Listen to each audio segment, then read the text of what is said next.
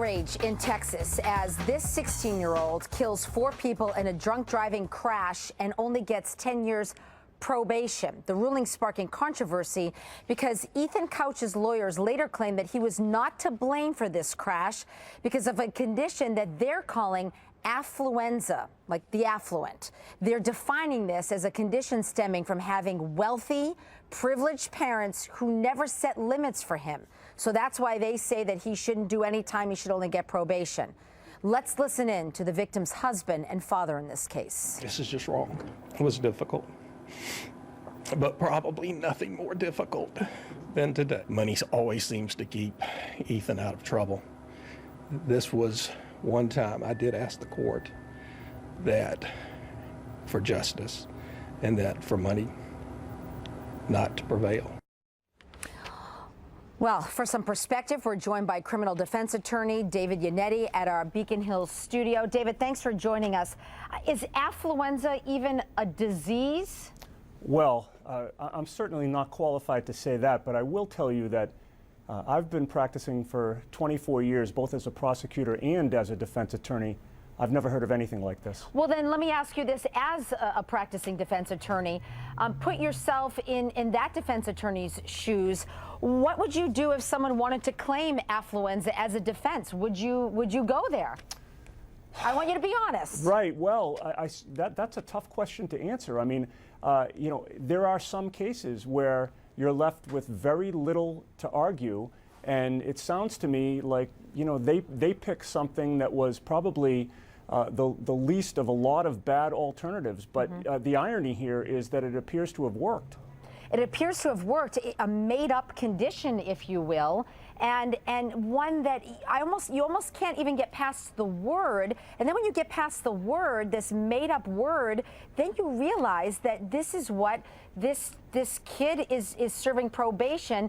When he goes to the center, the person who's running the center is saying, "Hey, listen, I'm not treating this kid for affluenza. I'm treating this kid for a drinking condition." Well, I'll tell you, the whole story is really unbelievable when you think of it, because this supposed condition is that no limits were set on this child, and yet when something tragic like this happens, the judge is really failing to set limits. That was my next question. Right. I mean, so what message are you sending? Are you sending that it's proper not to set any limits on somebody, and if somebody deals with no limits as a youth, they should never face limits throughout their life? But you also admit that this is a defense, maybe not with that terminology, but that is a defense that perhaps you would use in your practice?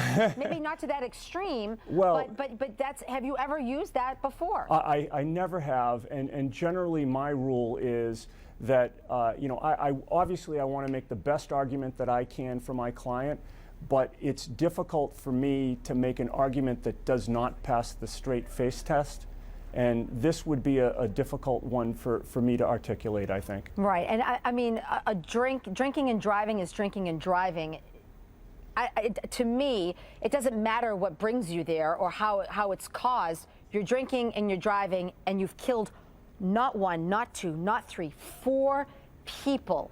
4 people. And in these cases, David, usually if we see that it's a 16-year-old offender, perhaps you'd see a lesser sentence because of the age. And then we wouldn't even be sitting here talking. We're really talking because it's because of this affluenza defense, that this kid was rich and that his parents were rich, and they never said that there are any boundaries in life, and that's why he did it. I mean, is that ever an excuse to drink and go out and kill 4 people? Well, geez, I don't see how you can argue that that's any excuse. It seems to me the judge in this case is likely sending a lot of bad messages.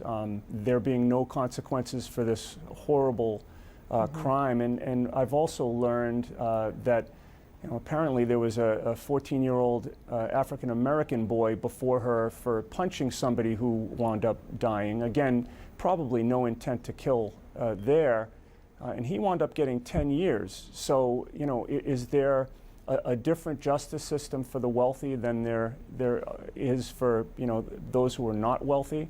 You know, maybe it certainly appears that way, at least in this judge's courtroom. Certainly a head scratcher for us, and you admit, as a defense attorney, for you as well. I don't think that you can listen to this story and not say wow when you first hear it. You know, again, it's the attorney's job to defend his client, to come up with an argument that he thinks will be most effective before the court. Sure. And these attorneys probably knew this judge. Now, I know nothing about this judge. Right. But those attorneys were probably well-versed in an argument that would appeal to that judge, and they appear to have hit the jackpot. They did indeed. It worked for them. But we're talking about it, and who knows, perhaps maybe something will change in that case. Criminal defense attorney David Yannetti, really thoughtful talk. We appreciate you going to our Beacon Hill studio on a Friday night. Thanks, David. Thank you very much.